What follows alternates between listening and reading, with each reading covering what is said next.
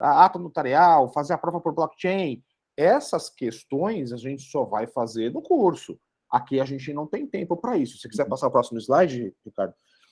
A ideia aqui é dar uma ampassando a matéria. Hoje eu estou com 2 apresentações aqui nessa 1 hora que a gente está junto, então eu vou falar sobre crimes digitais e vou falar depois sobre responsabilidade civil dos agentes de tratamento. Isso é para ter esse ferramental para que vocês possam perceber o quanto a gente tem de matéria para estudar, para atender bem os nossos clientes, né? O quanto vai ser válido a gente participar, como eu disse, além do network entre vocês, a interação com os professores de cada matéria que estão aqui fazendo essas palestras nessa semana, e que a gente tem aí justamente esse ferramental à disposição de vocês para quem se interessar em fazer os cursos.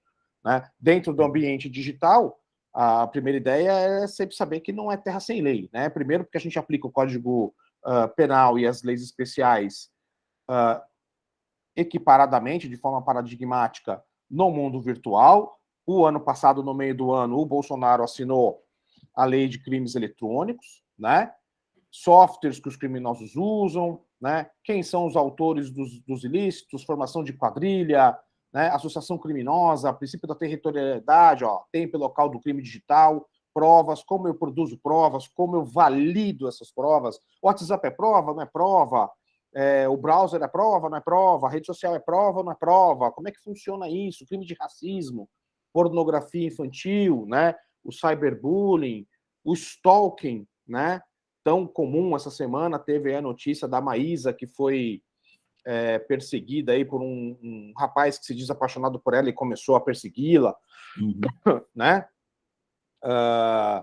Como é que eu faço para verificar como os menores de idade das minhas relações, como é que eu percebo comportamentos, como é que eu ponho rastreadores, como é que eu verifico, né? Como é que eu faço as questões de segurança da informação, crimes contra o consumidor praticados no ambiente digital, crimes financeiros que são muito comuns, a gente vai passar daqui a pouquinho, a questão do ransomware, a questão do hacktivismo, pode passar para a próxima slide, né? A diferença entre o hacker e o cracker, vocês assistiram a palestra do Edu, em que ele falou de white hat, red hat, como é que eu faço em caso de ransomware, quem eu devo procurar, né?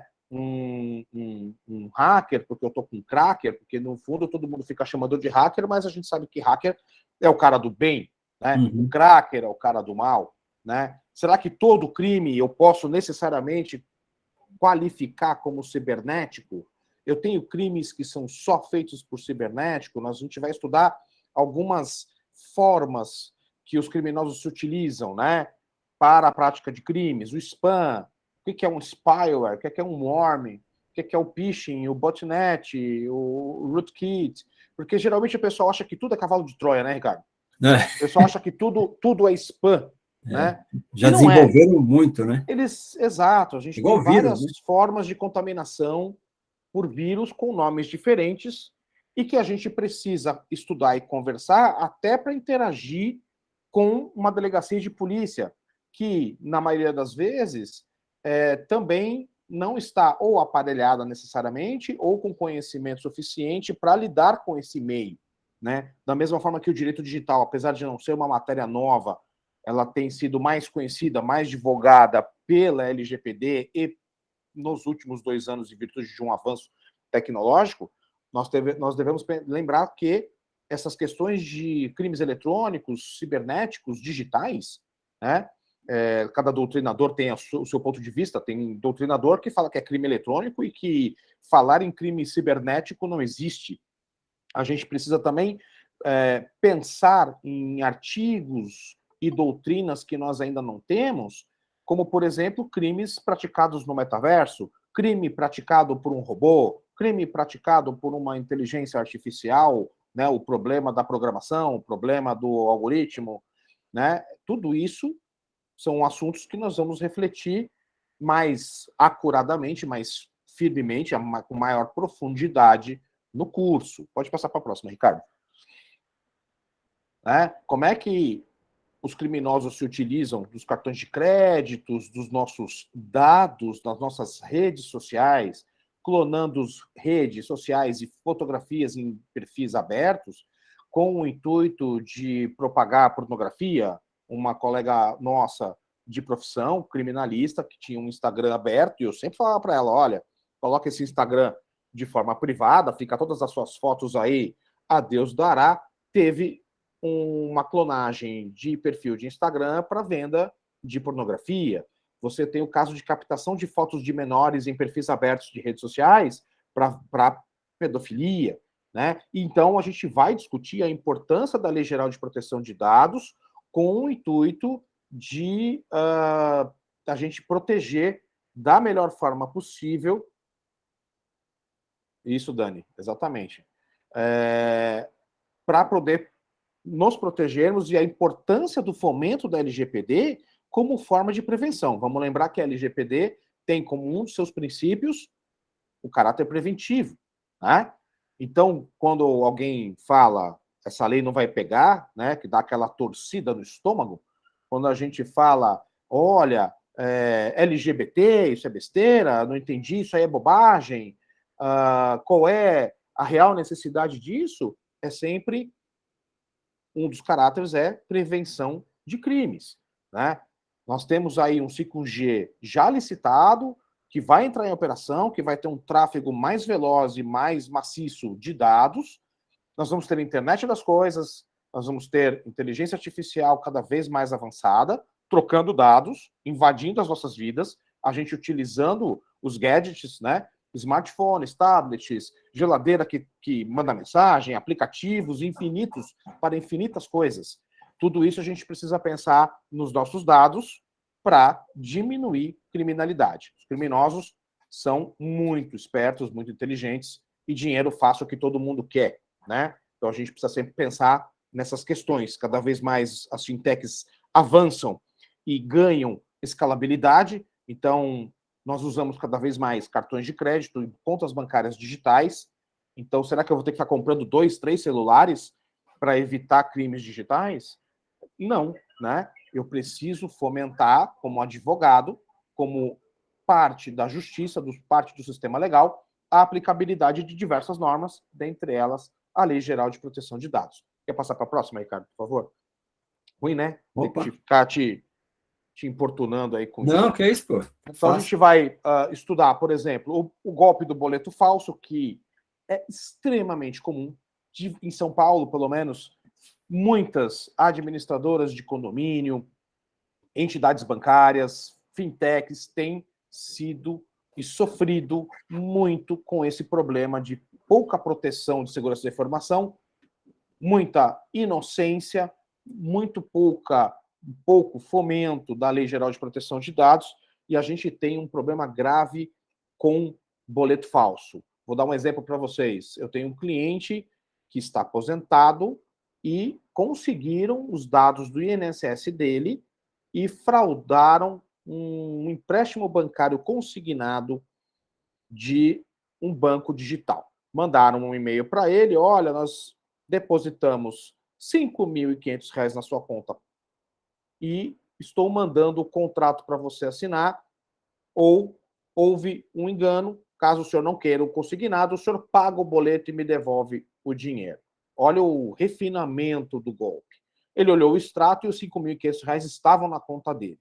Ele me ligou, ele achou tudo isso meio estranho, ele me ligou, falou, não pedi empréstimo, não conheço esse banco, não tenho conta nesse banco, nem sabia que esse banco existia, o dinheiro está na minha conta, não sei como nem porquê, e paga o boleto? Falei, não, responde o e-mail, me coloca em cópia aberta e fala, olha, meu advogado está copiado, eu só vou devolver o e-mail para você, eu só vou devolver o dinheiro, pagar eventualmente o boleto, se você me comprovar toda a minha relação jurídica com o banco, porque eu não conheço o banco de vocês.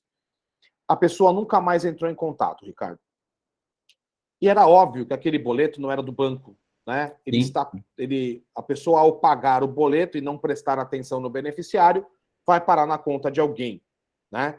O e-mail também não era um e-mail institucional. Falei para ele, olha, repara que o e-mail não é um e-mail institucional.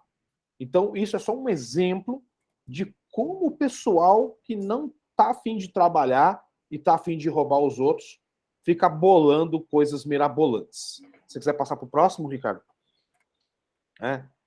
A gente vai falar sobre os golpes via SMS, que é muito comum mandar aquele link, por exemplo, de segunda via de conta bancária, né? Então a gente vai estudar como é que, junto com o Eduardo, com o José Vitor, com o Damião, o pessoal da área técnica, como é que funciona este tipo de questão técnica de mandar para você, por meio de uma invasão de dados, por meio da obtenção do seu número telefônico, um SMS com um link malicioso, né? Em que a pessoa clica achando que está pegando uma segunda via de conta de luz, de conta telefônica, e aquele link não tem nada a ver com conta. Eu sempre falo para as pessoas, quando você está com uma conta de uma concessionária em aberto, a concessionária não manda link para você obter a segunda via. Ou você entra no site, coloca o número da instalação, do telefone, enfim, do seu cadastro, e pega a segunda via, ou a própria operadora, seja ela qual for, manda um código de barra direto para pagamento da segunda via. Link malicioso, eles não mandam, né? O link já é para isso, né? Se quiser passar para o próximo, Ricardo. A questão do perfil falso em rede social. Então, a gente vai estudar como é que isso acontece, como lidar em resposta a isso, a quem notificar, como fazer. Então, vou dar um outro exemplo aqui. Eu tenho um cliente que recebeu uma ligação de um determinado consumidor sobre uma empresa de propriedade dele, falou, o senhor é dono dessa empresa? Eu até fui na rede social, vi que o senhor é dono de uma empresa X. Ele falou, sou mesmo. Eu falei, então, a sua empresa concede empréstimos? Olha só, Ricardo. Sua empresa concede empréstimo? Ele falou, não, minha empresa não concede empréstimos. Ele falou, então, eu cliquei numa rede social, entraram em contato comigo me ofertando um empréstimo, e aí me pediram o número de telefone, me mandaram um zap, perguntando se eu tinha interesse num empréstimo financeiro. Eu tinha. Me pediram o CPF, eu dei. 2 dias depois me falaram que o meu CPF havia sido aprovado para um empréstimo entre 10 e 20 mil reais. Me mandaram um contrato de empréstimo com o nome da empresa e que eu deveria fazer simplesmente um Pix de 500 reais para o seguro do empréstimo liberar o dinheiro. Eu paguei os 500 reais e o cara me bloqueou. E eu nunca mais, e eu não recebi o empréstimo. Não viu nada. Né? Não viu nada. É 500 do Ricardo, é 500 da Andresa, é 500 da Andréia, da Dani, do Gerson, da Elizabeth, é 500 do Marcelo. No dia, 10 pessoas, já dá 5 pau, já dá para parar de trabalhar. Fala, pô, 10 de quinhentão, 5 mil na conta, já hoje está feito. Né? Enquanto a gente está aqui gastando dinheiro com livro e se matando de trabalhar. Mas é assim mesmo. Próximo, Ricardo, por favor. A gente vai estudar questões ligadas ao mercado financeiro, né? E como é que isso tem sido, como é que os meios digitais têm sido utilizados para esquemas de pirâmide, né? Recentemente eu fui contatado por um brasileiro que mora na Holanda, que ele fazia parte de um grupo de WhatsApp de investidores, supostos investidores, e que foi feito por indicação de um amigo que também caiu no golpe, em que eles aplicaram dinheiro em criptomoedas e também no mercado financeiro, e o cara disse que perdeu tudo. Eles começaram a fazer uma investigação, aí contrataram um investigador na Europa, que descobriu que o cara já estava morando na Itália, com visto italiano, porque ele casou com uma italiana, que aqui no Brasil ele tinha a certificação do mercado financeiro havia sido cassada, que a empresa que ele montou para aplicar o dinheiro deles era uma empresa que estava no nome da ex-sogra, sediada num coworking da Avenida Paulista, portanto, o dinheiro eles não iam ver nunca mais. Sim. Então, vejam, o que é isso? Né? O estelionato tem uma característica de ter uma participação inconsciente e subconsciente da vítima. Né? A vitimologia explica isso, que toda a vítima de um estelionato, em algum momento, pensou em obter uma vantagem, né, pensou em adquirir algo de cunho material, então você tinha, nos anos 50, 60, um golpista famoso que vendia o viaduto do chá com escritura pública e tudo. Então, todo estelionato tem essa pegada, né? Então, a gente vai estudar para poder entender a dinâmica do estelionato digital, a gente vai ter que revisitar algumas coisas de forma um pouco mais profunda, né? Como eu disse, bem jurídico, autoria, como é que é praticado esse crime mais profundamente na aula mais para frente, né? Próxima, Ricardo, por favor. Nós temos aí o golpe do marketing multinível, então... Esse é antigo, né? Esse é mais antigo que a minha avó, né? Não deixa de ser um esquema piramidal. Isso não quer dizer que toda e qualquer empresa de marketing multinível é uma pirâmide ou é um golpe financeiro, né? Nós temos empresas sérias que se utilizam do marketing multinível de forma regular e rentável. Um exemplo, a Polishop, né? Um exemplo, a própria Amway, a própria Mary Kay, a própria Inodê. Você tem várias empresas que utilizam-se de marketing multinível de forma regular e sustentável, né? É óbvio que uma pirâmide por progressão geométrica, um dia, lá no futuro, tende a estancar. Mas eu não sei como é que essas empresas têm lidado. O fato é que elas têm trabalhado com marketing multinível de forma extremamente saudável, com meios, né, com ferramentas de freio e aceleração. A próxima. Alguém escreveu alguma coisa aqui no chat. Esse de marketing agora inclui, coloca o pagamento no Pix na sua... Já vamos chegar no Pix daqui a pouquinho. O golpe do emprego, né? E aí você tem desde e-mails e aplicativos de mensagens onde se oferece um emprego, da mesma forma que se oferece um empréstimo.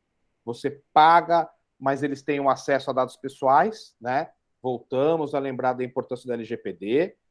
Temos um projeto que a gente também vai estudar no curso de LGPD penal, né? Mas a grande questão é, independente da LGPD penal, que vai criar um sistema de sanções criminais para vazamento de dados, né, de cunho doloso, culposo, imperícia, negligência, nós estamos falando aqui de uma questão de uma empresa que não está ofertando empregos e capta recursos financeiros com essa oferta de oportunidades. Próxima, Ricardo. Suporte técnico, né? Empresas que criam pop-ups, que se utilizam de rastreamentos do seu IP, e aí a gente volta para os dados, né? IP é dado pessoal, porque eu tenho localização, e tenho como saber que o computador é seu, e tenho como captar informações do seu computador quando você não tem antivírus. Então, eu tenho aí a possibilidade de criar problemas para você, dizer que o problema é de um site, esse site é falso, né? Como eles fazem aparência, por exemplo, de um site bancário, e você não clica no cadeado para averiguação da veracidade do site, por isso todo cuidado, não fazer as coisas com pressa no computador e no celular, justamente para evitar cair nesse tipo de golpe. Então, vejam, tem vários tipos de golpe que a gente vai poder analisar com bastante calma e analisar a doutrina brasileira sobre o assunto, direito comparado, como é que a inteligência artificial pode ser usada nisso, como é que a internet das coisas vai também propiciar um aumento da criminalidade quando nós não cuidamos da segurança da informação, por exemplo, né? Vejam aí o comentário da Elizabeth e tá a referência aí da questão do Pix, né? Mas a gente vai chegar um pouquinho mais para frente sobre o Pix. Próximo, Ricardo. Páginas falsas, como eu acabei de falar para vocês. É muito comum se verificar a possibilidade de fazer um espelho de um site legítimo, geralmente são sites de cartão de crédito e bancos, para se captar o quê? A senha eletrônica, né?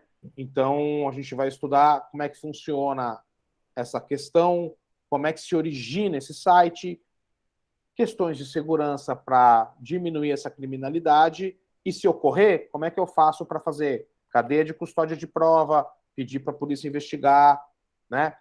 Pedir, usar normas bancárias para obter informações para onde o dinheiro foi, para tentar ter rastreabilidade, lembrando que tudo o que é digital é rastreável, né?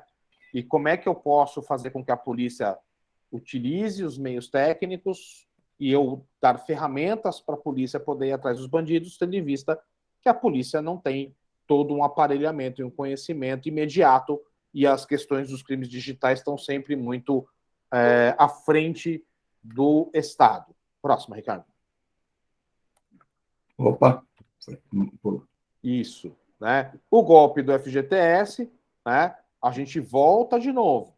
Quando a gente tem um vazamento institucional, né, público, como eu tive o vazamento da Secretaria do Ministério da Saúde, como eu tenho vazamentos constantes e não falados de dados do INSS, quando eu tenho profissionais dessas instituições públicas descomprometidos e que fornecem dados de segurados, dados de beneficiários, quando eu tenho funcionários, colaboradores, privados ou públicos, que não entendem de segurança da informação, clicam em links maliciosos, abrem redes sociais dentro do computador institucional, dentre outras medidas de segurança jurídica e de segurança informacional, eu tenho um problema com dados, né? Quando eu tenho um problema com dados, principalmente público, e se for público federal, ferrou,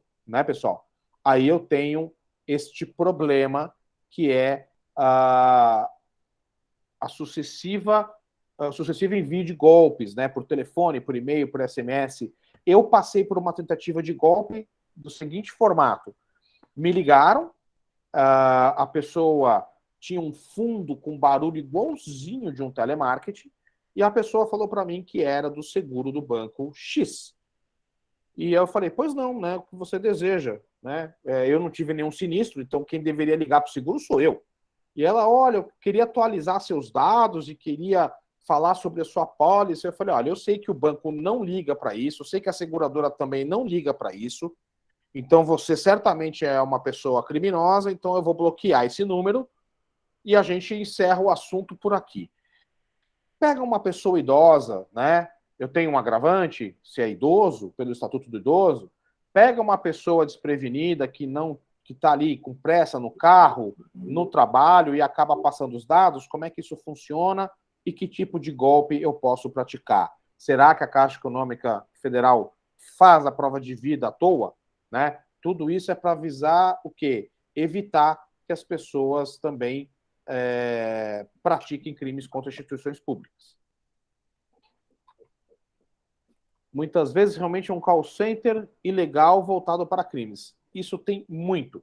O que acontece? O serviço de call center, né? A gente sempre imagina aí algumas multinacionais ou algumas empresas gigantes do setor, mas tem muito call center, e eu posso dizer isso seguramente, porque eu conheço empresas de telecom, VoIP, que fornecem links, né, dedicados e linhas telefônicas para call center em vários lugares do Brasil, instalados, que o pessoal fala... A gente sempre fica com aquela ideia, né, Ricardo, de que call center é uma empresa como uma empresa francesa, uma empresa americana que está instalada no Brasil, gigante, num prédio inteiro, mas a gente tem muito call center, e muitos desses call centers são não só ilegais, mas utilizam o sistema para a prática de delitos, né?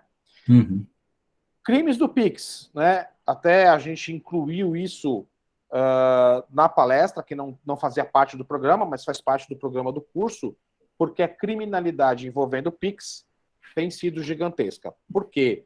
Nós tivemos vazamento de dados em instituições privadas gigantescas, nós tivemos também vazamentos de dados bancários, né? E aí os criminosos se utilizam desses dados para a prática de crimes. E o Pix, ele tem uma vantagem, né? Ele é imediato, né, Ricardo? Então, tem criminosos o tempo todo, por isso que a importância da segurança da informação, importância do antivírus, a importância de você ter cautela ao fazer as operações bancárias e financeiras, porque nós temos aí um problema grave com o QR Code, né?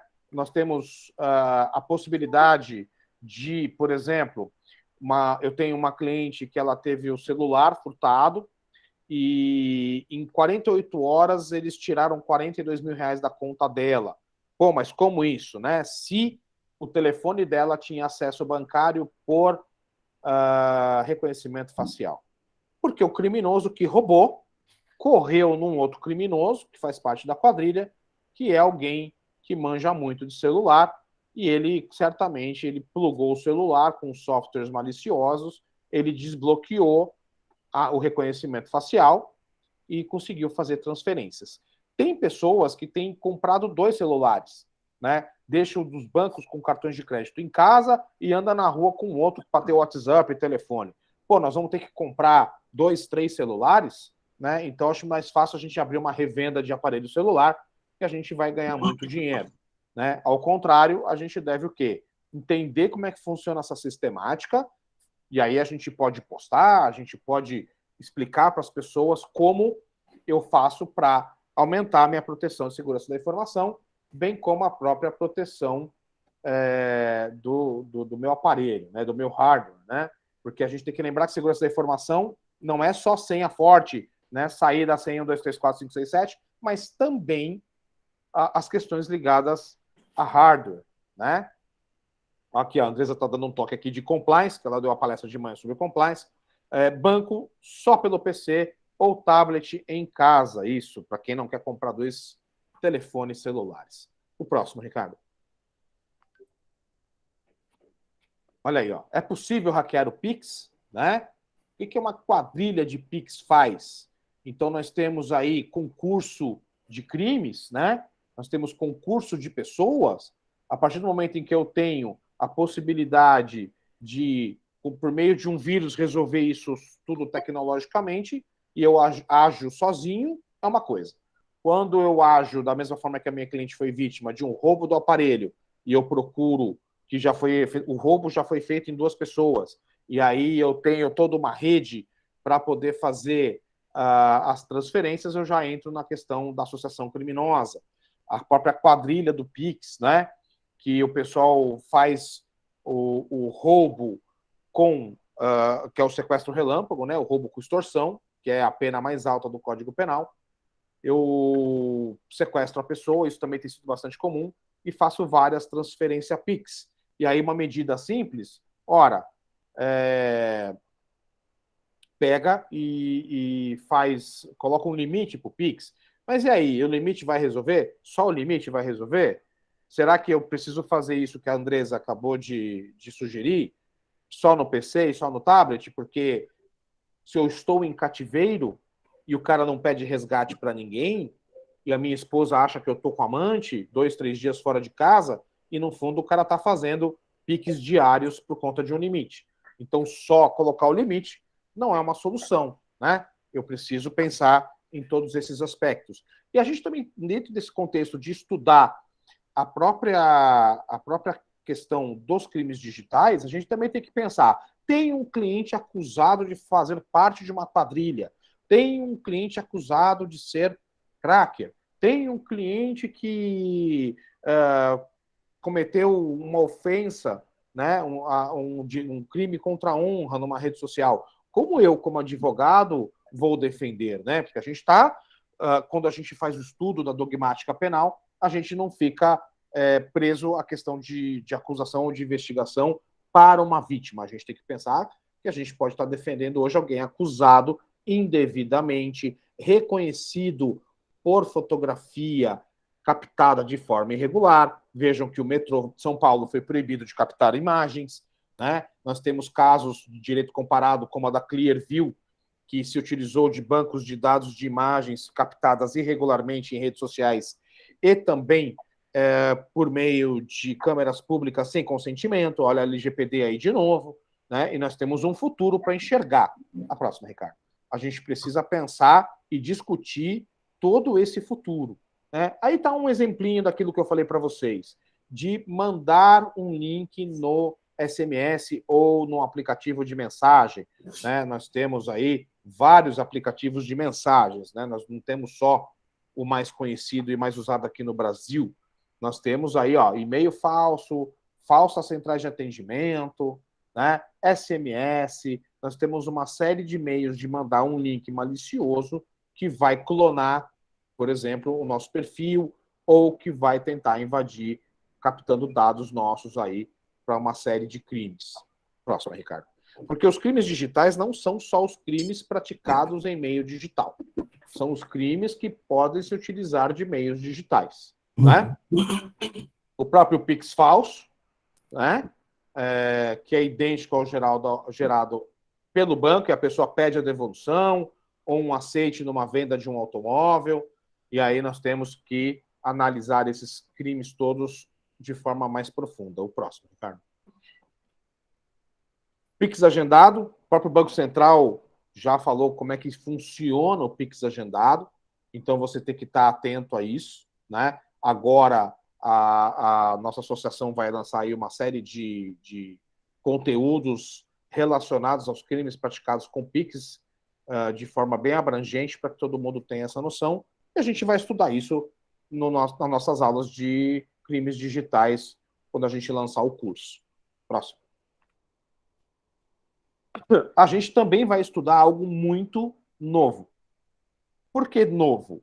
Porque é pouco discutido ainda em virtude do uso, apesar do uso maciço de inteligência artificial, mas a gente vai ter um uso maior quando nós estivermos com o 5G em pleno funcionamento.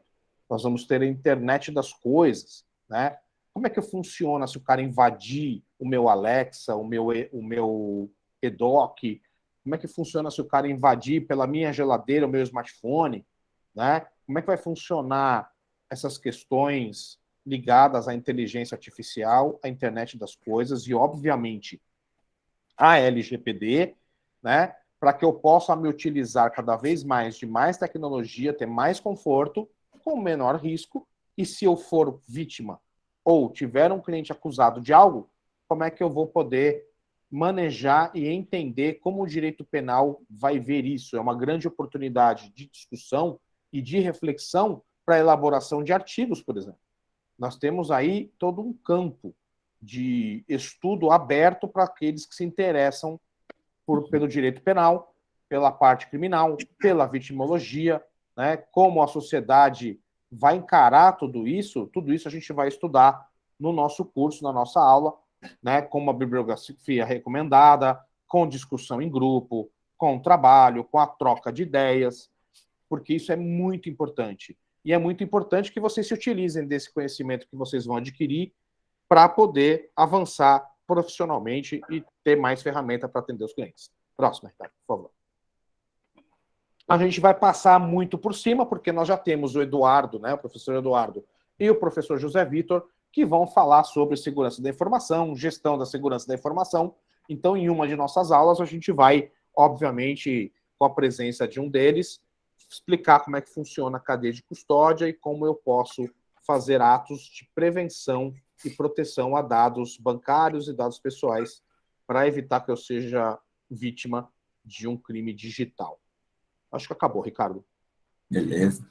Aí estão meus contatos. Então, como eu disse para vocês, assim, a gente tem muita coisa para ver com mais profundidade, fazer uma análise dogmática, uma análise vitimológica, buscar jurisprudência, fomentar a produção de artigos, né, de conteúdos, de posts, de tudo aquilo que pode agregar informações para vocês e ferramental para vocês utilizarem isso no dia a dia, né? Tudo isso é muito novo, muito legal, né?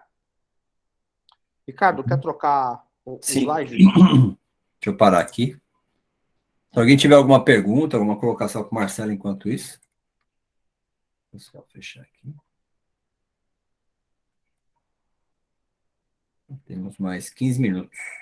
Dá? Dá. A gente faz dá. Vamos lá.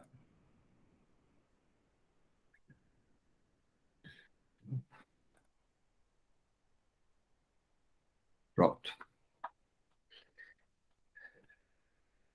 Tá aqui o card do Marcelo, né? Marcelo, para quem quiser saber um pouquinho mais sobre o Marcelo, se bem que o Marcelo já é bem conhecido aqui, né? Entre nós. A dificuldade, na verdade, a questão é que você tem que cumprir uma cadeia de custódia para produção Esse? e validação das provas, Andresa. Você tem uma questão ligada ao custo, por exemplo, da ata notarial, se eu posso usar blockchain, se é seguro, como eu faço de forma rápida e segura para que eu evite o problema da contaminação do fruto da árvore proibida, né, da árvore envenenada. Quando eu tenho uma prova que ela foi obtida por um meio ilícito, ou ela é considerada nula ou anulável pelo magistrado, eu perco o principal item relacionado à área criminal, que é a prova, né? Lembrando que nós temos um indúbio pro réu, e por mais que, por exemplo, no estado de São Paulo eu tenha um tribunal bastante mão pesada, eu tenho desembargadores de uma outra geração e eu tenho todo um tecnicismo ligado à produção e validação da prova eletrônica.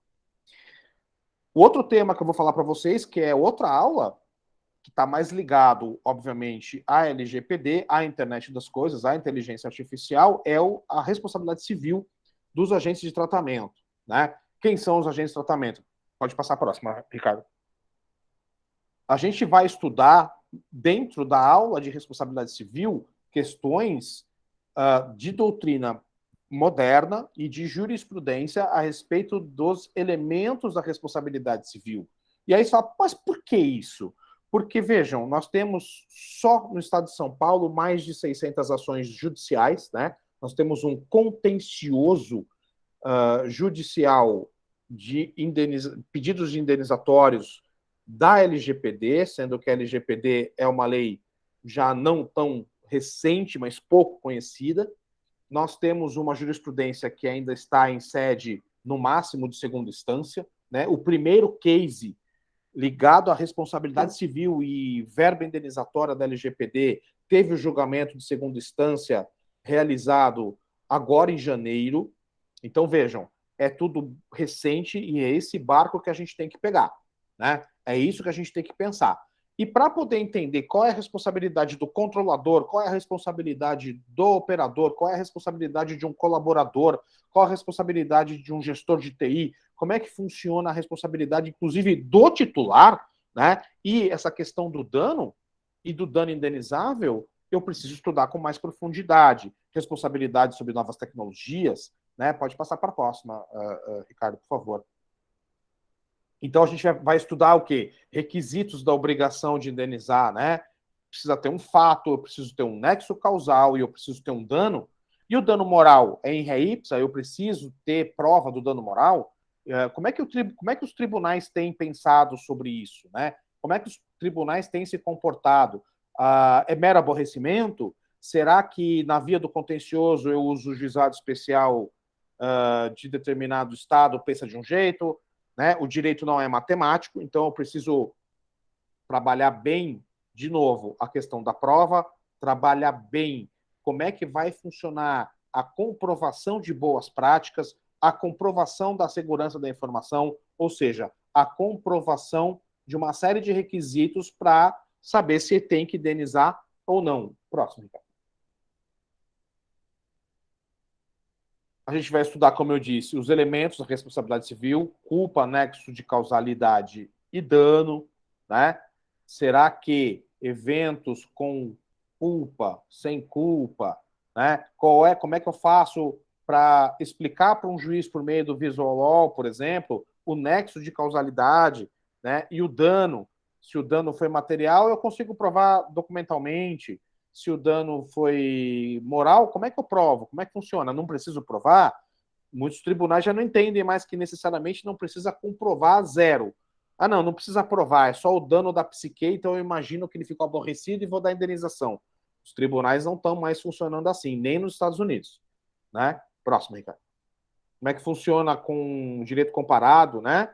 A culpa estricto sensu, imprudência, negligência, imperícia. Imperícia, por exemplo, é quando um advogado perde prazo e ele é o perito, né? O perito em direito é o advogado. né? E a negligência, a imperícia, né? A imprudência, como é que eu caracterizo, como é que eu provo isso? Né? Tudo isso ligado à LGPD, aos agentes de tratamento, aos colaboradores. Será que se um colaborador meu age de forma dolosa para prejudicar a empresa vai responder por isso? Será que a empresa é solidária?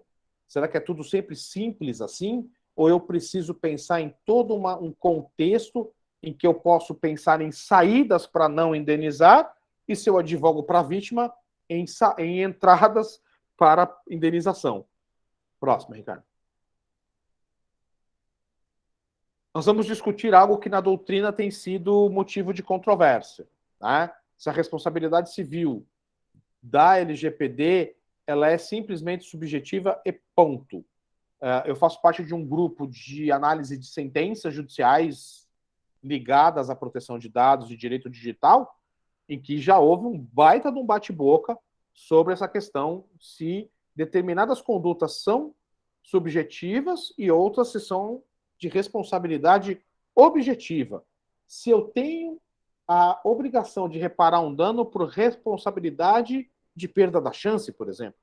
Ah, mas e o que é perda da chance? É uma matéria que vem sendo discutida no mundo acadêmico e na jurisprudência de 10 anos para cá.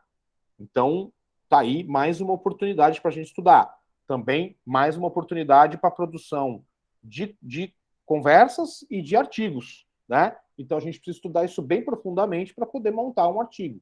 Então, veja, a gente tem um vasto campo de produção literária e acadêmica no direito digital, que a ideia da Cogni Academy, em promover esses cursos de cunho prático, também discutir e possibilitar que vocês tenham as ferramentas para a produção de conteúdos, sejam em redes sociais ou até mesmo conteúdos mais acadêmicos. Pode passar, Ricardo. Responsabilidade contratual entre controlador e operador, quando que é controlador, né? Como é que é esse tráfego? Como é que são essas obrigatoriedades de boa prática? Ah, mas eu notifiquei meu operador, então que se dane. Será que um prestador de serviço, um fornecedor, basta eu notificar? Eu já ouvi advogado falar, não, eu estou tranquilo porque eu tenho LGPD no contrato, né, Ricardo? Ah, que bom, você tem LGPD no contrato. Mas e a prática? Na prática a gente vê depois. Que bonito, né? Eu tenho no contrato e descumpro o contrato. Só para inglês ver, né? Exato, mas e aí? Eu tenho uma obrigação legal, tenho uma obrigação contratual, então eu me responsabilizo por isso. Eu tenho a questão do direito das obrigações. Se eu coloco num contrato, eu tenho ali obrigação de fazer, de obrigação de não fazer, indicação de encarregado, como é que eu indico o encarregado, né? Tudo isso faz parte das boas práticas e de toda uma questão ligada à comprovação de possibilidades de solução. Como é que eu respondo a um incidente de dados e como eu me protejo sobre isso? Se o incidente de dado resvalou para o crime, até onde eu tenho responsabilidade? Né? Próxima, Ricardo, por favor. A gente vai estudar as excludentes de ilicitude, né?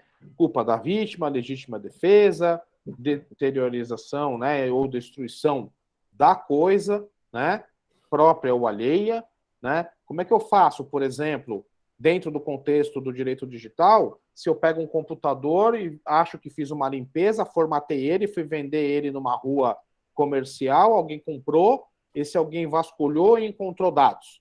Esse alguém vasculhou e encontrou um código-fonte. E aí ele vai e faz uma contrafração, né? Ele fere direito de propriedade industrial. Como é que funciona isso, né? E no campo dos dados, como é que funciona se eu vendo um computador e não faço um protocolo de segurança e eu entrego dados dentro de um HD que eu acho que está limpo, mas não está? A mesma coisa, como é que eu faço para pedir uma contraprova de uma excludente de ilicitude quando a vítima comete ele é quem transferiu os dados irregular para um criminoso, por exemplo, ou para um ilícito civil, né? Ilicitude civil e penal. Vou dar um exemplo para vocês. Se eu bato o meu carro e a pessoa morre, mas eu descubro que a pessoa não tem carteira de motorista, eu tenho uma excludente de ilicitude que é a culpa da vítima. Então a gente vai estudar tudo isso aí com mais profundidade, ligada à LGPD nas aulas do curso. Próximo, Ricardo. Aí ainda há excludente de ilicitude, né? Estado de necessidade, fato da vítima, como eu acabei de falar, exercício regular do direito. A próxima, Ricardo.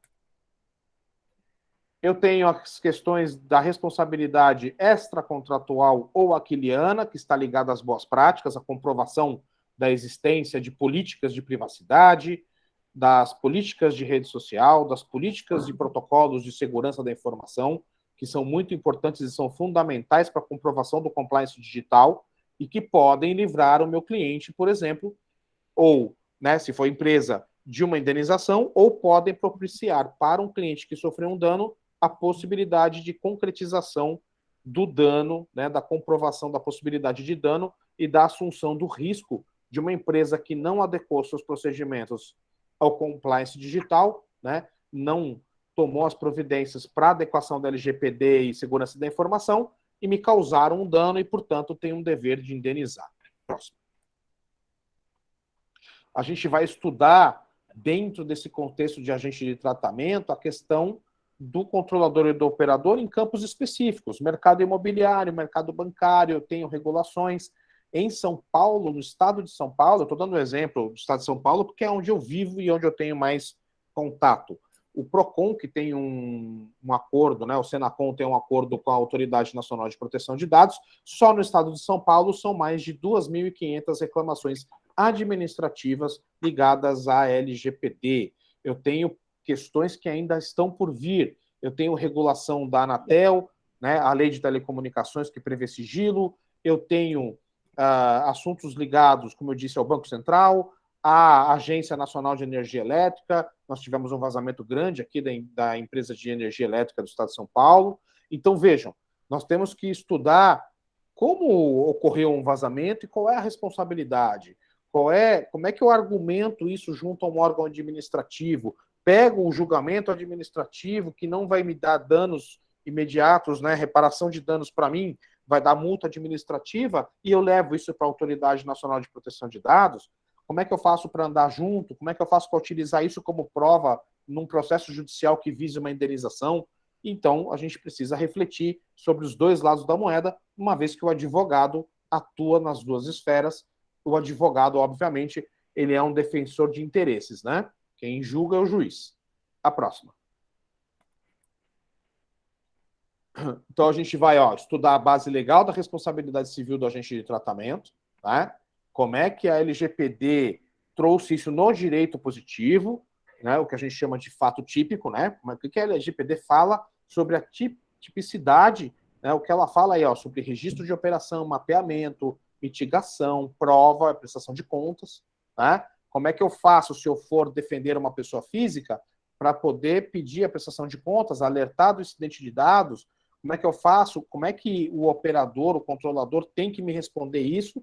E a gente vai tratar desses temas com maior profundidade nas nossas aulas de responsabilidade civil dos agentes de tratamento de dados. Próximo, Ricardo. E também a gente vai acabar resvalando nessas questões de internet das coisas e inteligência artificial. Por quê? Por que a LGPD veio primeiro? Por que a GDPR veio primeiro? Porque nós temos avanços tecnológicos que dependem de bases de dados, nós temos avanços tecnológicos que dependem de segurança da informação, nós temos modulação de comportamento do consumidor, nós temos uma série de assuntos para estudar e que estão intimamente ligados a essa questão da responsabilidade civil, da responsabilidade criminal, como é que isso reflete nos próprios crimes digitais, né? Aqui, as excludentes de responsabilidade dos agentes, né? Quando não existe defeito na prestação de serviço e quando houver culpa exclusiva do consumidor ou de terceiro. Mas como é que eu provo isso? Como é que eu reflito do lado da empresa? Se eu tenho boas práticas, como é que eu faço essas provas? E se a empresa não tem adequação, não tem segurança da informação? Tem gente que trabalha com TI que você fala em segurança da informação e não entende nada. Por quê? Por que isso?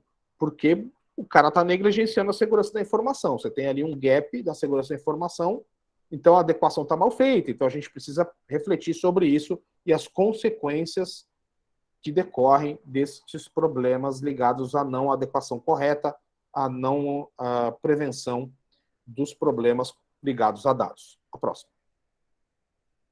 ainda no campo das excludentes, a questão da solidariedade, né? Como eu falei para vocês, quando eu tenho um colaborador, um prestador de serviço, um operador externo, como é que funcionam as diferentes operações, quando eu tenho controlador, como é que funciona essa solidariedade, como é que a jurisprudência vê a solidariedade da responsabilidade civil nas questões indenizatórias também. Próximo.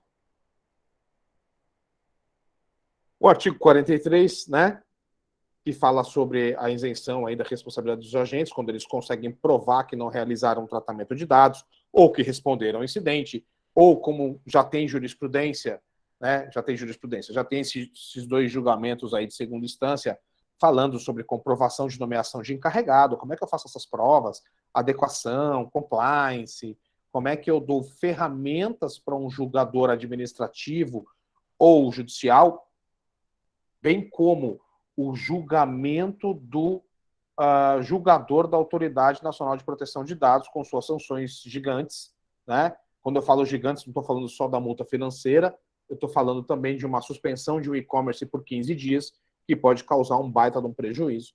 Então eu tenho que pensar nisso também, né? A próxima. Como é que funciona esse regime de responsabilidade, né? Danos materiais, patrimoniais, individuais, coletivos. Próximo, Ricardo. O dano, né? Como é que funciona o dano material, o dano moral, o que eu preciso provar, o que eu não preciso provar, o que a inversão do ônus da prova. Lembrando que a LGPD pensa muito em hipossuficiência, mas não é simples assim. Os tribunais não saem dando indenização mais assim só pela cor dos olhos. A próxima. A prova, que é muito importante, num contencioso administrativo, tanto quanto no contencioso judicial, são imprescindíveis questões ligadas à prova para convencimento do julgador sobre reparabilidade do dano. Né? Pode ir para a próxima, Ricardo. Então, o que eu tinha para passar para vocês é que essas coisas que nós vamos discutir dentro das aulas que a gente vai ministrar na COG Academy, né? Que a ideia das palestras é dar para vocês um ferramental de entendimento de quanta coisa a gente tem para estudar com maior profundidade para o nosso trabalho no direito digital, para o atendimento dos nossos clientes, para possibilitar um encaixe num mestrado, a publicação de um artigo, de um texto num jornal, numa revista. Então, a gente precisa estudar isso com mais profundidade, trocar essas ideias com nossos colegas, olhar como é que isso funciona no metaverso, como é que isso funciona numa startup, como é que eu adequo essas questões todas dentro da minha realidade profissional e como é que eu posso buscar novos campos de trabalho dentro do direito digital. Eu preciso entender mais, ter mais ferramentas para trabalhar com essas questões. É isso que eu tinha para passar para vocês. Maravilha. 4 e 2, Ricardo. 4 e 2. Então, liberar que você tem uma reunião, na verdade, 4 horas, né? Eu avisei a pessoa que eu ia entrar 4 e 5, então a gente ainda tem 3 minutinhos aí. Obrigado, viu? Pessoal, tem o e-mail aí no começo do chat. A gente vai fazer ainda, né, Ricardo? Uma segunda rodada no meio do ano, com outros temas, com outras coisas. Os cursos de todos os palestrantes serão em breve disponibilizados. A gente ainda está estruturando, né, Ricardo? E aí a ideia é ter classes, né, com um número X de alunos, para que a gente possa promover esta interação de network, troca de experiência, análise de cases práticos para a gente poder aplicar, porque ficar estudando dogmática sem a aplicação não adianta muito. A gente está voltando para um pouco da faculdade, não é essa a ideia. Então, a ideia é fazer uma miscelânea, né, Ricardo? É juntar um pouco. A gente tem que analisar, porque a gente não pode simplesmente, olha, aplicar isso aqui desse jeito.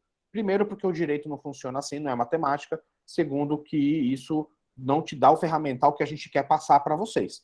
Então, a ideia é, olha, vou fazer o módulo de compliance. Então, vou entender sobre compliance, vou discutir, vou conversar com gente que quer trabalhar com compliance ou já está trabalhando com compliance. Existe a norma X, como é que ela é aplicada? Vamos estudar um case para ver isso na prática, o que é que resultou? Mesma coisa a parte criminal, mesma coisa a parte da responsabilidade civil, mesma coisa da segurança da informação, para que vocês tenham essa liberdade de fazer o que é chamado de carrossel, né? Quando você pega uma pós-graduação em sistema de carrossel, eu posso entrar na pós-graduação no módulo 2. E aí eu faço o módulo 3, depois o 4, e eu faço o módulo 1 e faço o meu TCC. Eu não preciso esperar começar uma turma nova.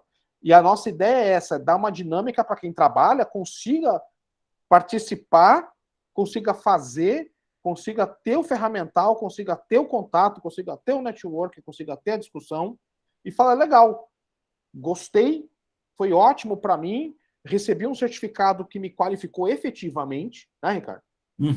Que é a proposta é essa.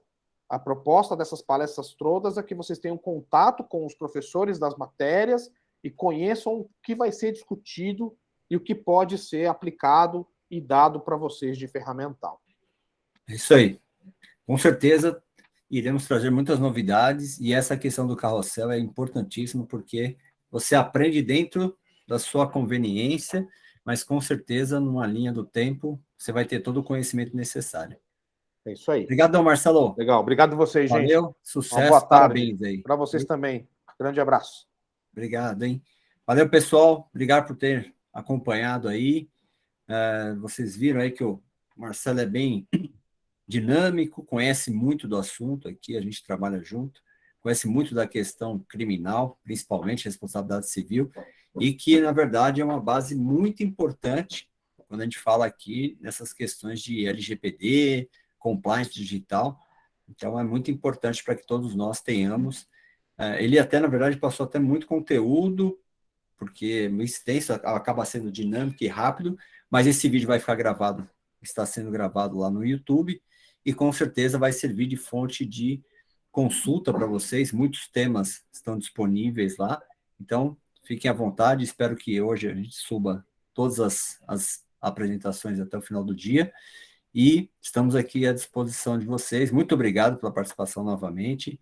Às 19 horas estaremos juntos novamente para dar continuidade aqui. Acho que agora é com a Mariana Sbait, sobre DPO. Então, até daqui a pouco, vamos falar um pouquinho sobre as atribuições do DPO. Tá bom? Obrigado, pessoal. Boa tarde. Tudo de bom. Valeu. Até mais tarde. Tchau, tchau.